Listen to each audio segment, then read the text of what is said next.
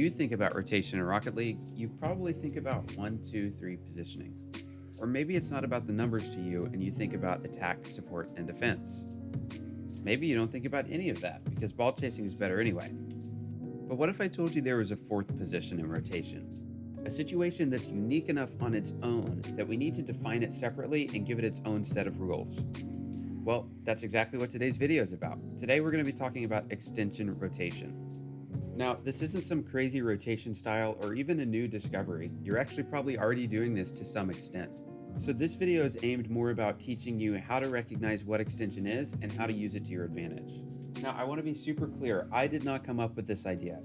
I do play this way myself, and I've had a lot of success coaching teams on this method, but I learned this first from Scholar RL. Scholar is an RLCS level coach who has a ton of insanely detailed, really well put together guides and replay reviews on his channel that you can check out. He goes over a ton of advanced rotation concepts and explains them in a way that you can apply to your own game. I would recommend his channel to anyone that's looking to get a better tactical understanding of Rocket League. So huge shout out to him for allowing me to make this video and share it with you all. And with that said, let's talk about extension. So in order to understand what extension is, I want to take a look at this play from a recent game of mine. You can see here, I'm going out to pressure the ball, but I don't have a lot of control, and it actually gets hit over me before I have a chance to take a touch of my own. And at this point, I have to decide, how do I want to leave this play? And that's where extension comes in. See, most people will tell you in this situation, what you want to do is rotate out through midfield and reset at the back post. This would be your standard or full back rotation. And that's definitely an okay play to make, especially if you're worried about what's going on behind you, you think your teammate might lose the ball, but it's not the only play you can make. In fact, a lot of times you'll see players follow their momentum up here to steal this boost before they rotate back. And that's really all an extension is. It's continuing your rotation upfield ahead of the play, and 9 times out of 10, it's going to happen right after you make a play on the ball. But what does that accomplish? Well, another thing I could do is ignore this boost and look for a bump on the last player back. At that stage, if I'm successful and my team wins the ball, we've created an open net. This is actually the most common extension style right now. This is why it feels like we're in such a bump-heavy meta. You could also slow play this and wait to see if your teammate's touch goes into midfield as a pass. This is kind of the NRG extension style. They look to re-engage the ball first before they look for bumps or boost. You could actually do all three of these things, right? You could go for the boost, then turn and look for a bump on the last player back, and then depending on how the play is developed, there could still be an opportunity to re-engage this ball in the midfield. All of these options would be a valid extension, but it's not that simple. In fact, I'm willing to bet that most of you are doing something like this in your games, and it's not translating to additional pressure or goals. So why is that? In order to be successful in your extensions, you need to be following the deep third rule. The deep third rule is that if any player is actively taking an extension rotation, the third player needs to stay back and primarily cover the net until that extension is over. So the extension has a responsibility in this moment to check for the third, to make sure that they're not even starting to push up into the play, because if they are, they need to cancel out of this extension and go back. But also the third has a responsibility to watch the extension and wait until they're either moving out or staying in to know if they need to stay in third position or not. And it's really important to be disciplined with this rule because no matter how good the play on the ball looks, no matter how much you think you're going to get possession, anything can happen, especially in ranked. So this play could still fail. And if this player gets beat while the third has pushed up and no one's covering it, well, then it's usually just going to go into the net. And I see this exact situation resulting in goals all the time. And generally, the first thing you see is these two players will point the finger at each other.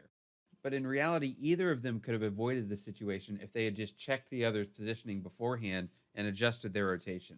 So it's a balance. You don't want to be the third that sits back and never comes in because you're always watching the extension. But also when you're extending, you don't want to overstay and you want to look for opportunities to bring that third player in. So now let's go back to our clip and answer, how should I leave this play? You'll notice the first thing I do is check my camera and find my third, and I notice that they're pretty far back, which means I probably have enough space to take a little bit of an extension here. And I'm going to choose to go for a bump on the third player because I know that my teammate is playing downfield, and so I want to leave that corner boost open for them. And after I do that, I check back again and see that we still have a third back, and so I can turn once more and continue my extension and look to re-engage the ball here. Now, something you'll notice right here is that Mr. Kyle has made his touch upfield, and so now he would be considered an extension player, and I would be the one in this situation. And so something I could do is look to pass down to him. Instead, I go for the shot, and I think that was a bad decision from me. I definitely could have done a couple things better here. But we created this opportunity because we stuck to the deep third rule. Each time before I extended upfield, I checked for my last player back. And if we watch their POV here, you can see they recognized that I was extended and waited to push up. And once they did, I was ready to cycle back out. So let's take a look at some examples from pro play. And I want to start with this clip from Calm. This is a little bit extreme because Calm is going to take like a 20-second extension into Envy's half here. So it's not something you want to do in a ranked game, but I wanted to show this clip because I really like how V1 is implementing their extensions right now. They're kind of just sending Calm into this half with no specific goal in mind right away, but they're giving him space to allow him to figure out how he wants to antagonize the other team as it goes. So you can see he's going to take a couple of different swipes here. He's already grabbed one boost, and each time he looks back, he's going to see a player covering deep. And so his thought process is, why should I rotate out when beast mode already has this covered? And so he can look to re-engage the ball here after he's stolen 2 boosts. And it's just so difficult for Envy to deal with. They're struggling to get boost. Eventually, it creates enough pressure for the ball to spill out into a comfortable position for Torment. And this is just what happens when you have beast mode on your team. This guy is insane right now. But a lot of that space that went in to create this play came from Calm being allowed to extend and antagonize so much in the half before. And we can apply this directly to our own games as well. It's really hard to find the space that you need to create passing plays to go for high-level mechanics if you're not creating space through extension.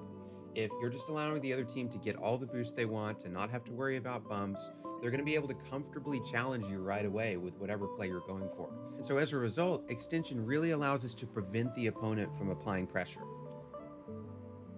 All right, moving into our next example, we're going to take a look at Vatira on Moist Esports. And this is another player that just is really, really intelligent in properly utilizing extension. So here Vatira is setting up his third in a way that he has a full view of Joyo on the left side of the screen, so he knows whether he's staying in or not.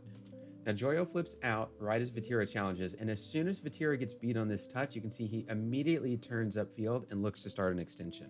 And he's waiting to see if this first touch from Joyo is going to be a pass, and this is how quickly things happen. As soon as he recognizes it's not, he's going to adjust his extension to look for a bump on the back line. He's actually going to turn up again here because he checks back and sees that Rise is pretty deep, and this puts him in position to play any kind of rebound from Joyo's shot, which is kind of risky because Rise could be getting demoed by Monkey Moon right now, but the point is this was one extension with multiple decision points.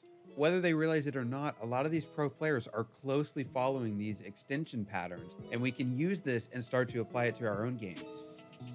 So now let's get into practice. Some of the skills you need to effectively extend are things like camera work, recoveries, and also your ability to re-engage the ball or go for redirects. So for the first drill, we're going to go into replay, and you need to have your pass button bound. This is in your free play ball control settings. Mine is on the left D-pad. So to start things off, I'm going to send a pass to myself, and for this first touch, I want to send it to the left or right, and preferably a little bit behind me. Now, I'm going to hold onto my momentum and then toggle my ball cam on and off. And then as quickly as I can, preferably as soon as I land on my wheels, I'm going to send another pass to myself and look to re-engage the ball. This might be a little uncomfortable at first, but this will help with those quick and snappy turns and camera movements when you need to act quickly on your extension. The second drill comes from Scholar RL, and for this one, you're going to need to open up Poquito's Ground Shots pack. Now for this one, you're going to pick a side, either the left or right that you want to shoot into. And landing the shot itself should be pretty simple, but the goal of this exercise is to recover from your shot in a way that takes you straight into the boost. More often than not, boost stealing is going to be the most common thing that you do on your extension, so this helps to build the habit of immediately recovering into the boost after you make your play. And that's going to do it for the extension video. I want to end things here by showing you some really exciting news, something that I've had in the works for a couple of months now, and this is my new website, prejump.com. See, for years, I was keeping all of my training packs, all of the ones that I use for coaching and everything, in a single Google spreadsheet, and I decided it was time for a change. So we built this website to help you find and use training packs a little bit more easily. You can search for training packs, you can favorite them, you can create groups for specific routines or people. And also, if you're on PC, you can download our Bacchus mod plugin that lets you open packs directly from the game.